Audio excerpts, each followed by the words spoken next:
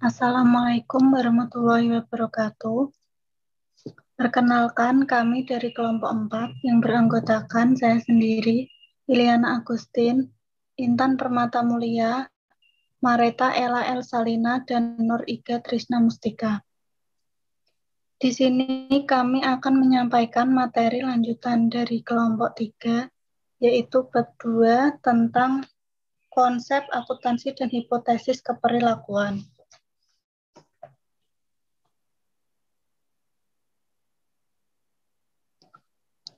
Pembahasan yang pertama yaitu pengaruh teori ekonomi perusahaan. Yang kedua, beberapa hipotesis keperilakuan untuk konsep yang berbeda. Yang ketiga, usaha merekonsiliasi konsep dasar. Pengaruh teori ekonomi perusahaan. Sebagian besar ekonom memahami dan memandang kepemilikan sebagai penghasilan bersih dari aliran dana kepada pemilik perusahaan. Ekonom lain sulit menerima fiksi di mana institusi impersonal, yakni perusahaan, sebagai penerima penghasilan akhir dipisahkan sama sekali dari orang-orang yang ada di dalamnya oleh konvensi. Para ekonom memiliki sudut pandang yang identik karena mereka melihat pemegang saham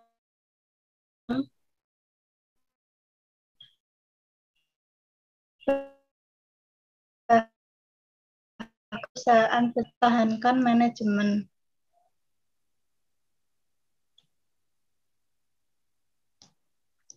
Konsekuensi dari sudut pandang yang berbeda.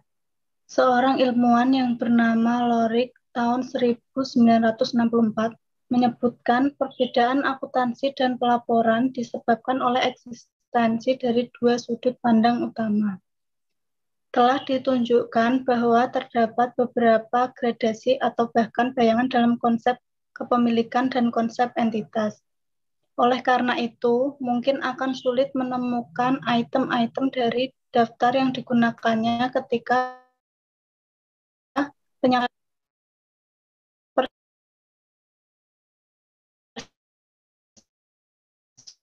persepsi ini Mareta.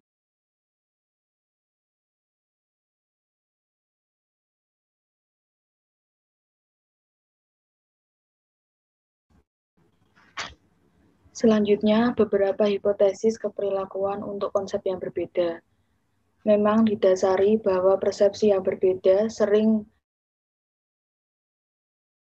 toleransi lain sebagai suatu yang sah. Dari beberapa hipotesis keperilakuan untuk konsep yang berbeda ini ada 3.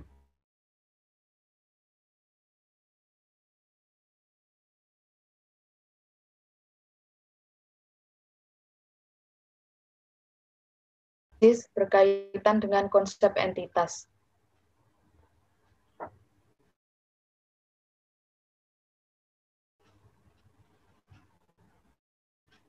Yang pertama, alasan terjadinya persepsi. Persepsi umumnya bergantung pada besarnya asumsi yang dibawa oleh seorang individu pada kesempatan khusus.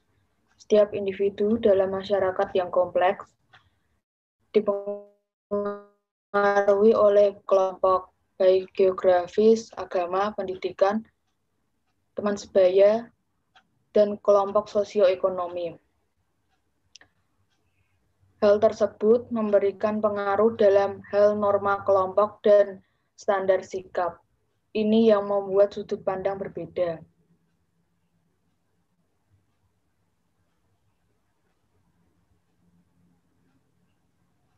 Yang kedua, hipotesis mengenai konsep kepemilikan.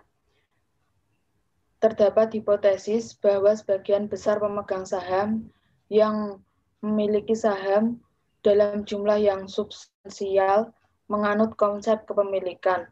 Secara khusus, hal ini terjadi pada pemegang saham yang memiliki saham biasa dalam kuantitas yang substansial.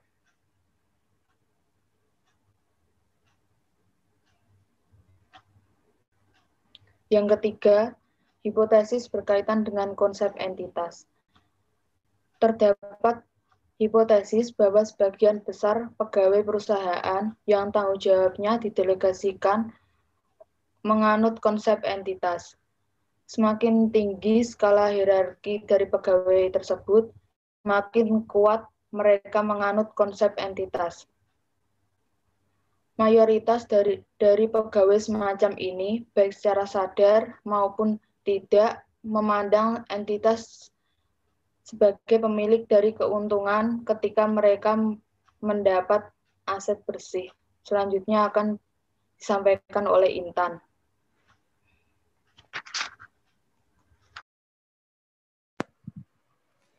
Usaha merekonsiliasi konsep dasar.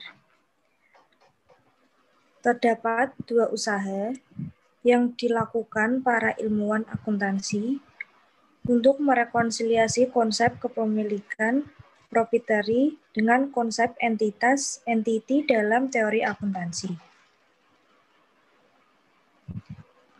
Berikut dijelaskan beberapa teori yang digunakan untuk merekonsiliasi kedua konsep dasar tersebut. Yang pertama, teori akuntansi. Yang kedua, penghapusan faktor-faktor. Dan yang ketiga, teori komando.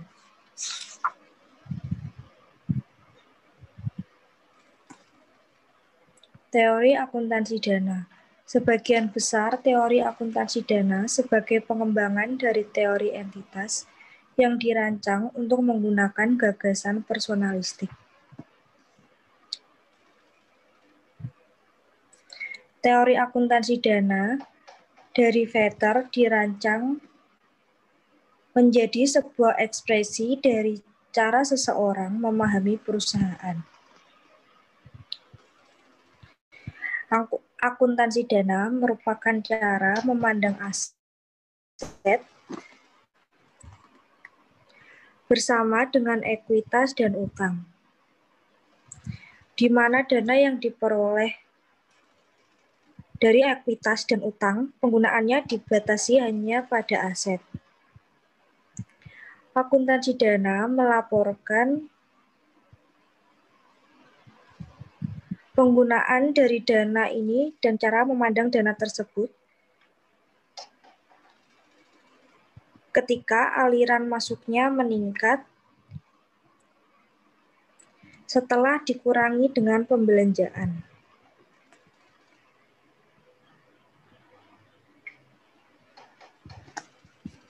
Selanjutnya akan dijelaskan oleh Iga.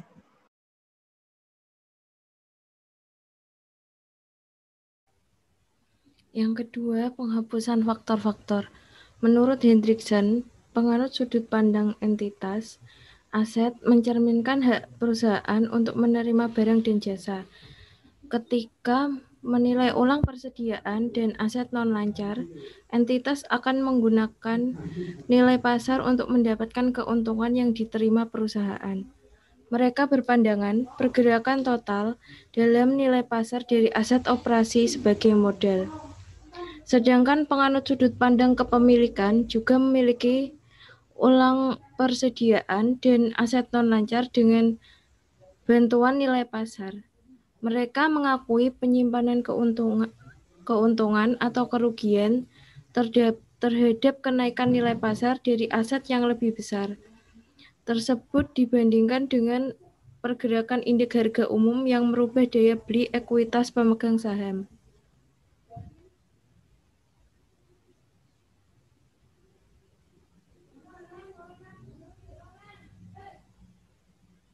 Yang ketiga, teori komando.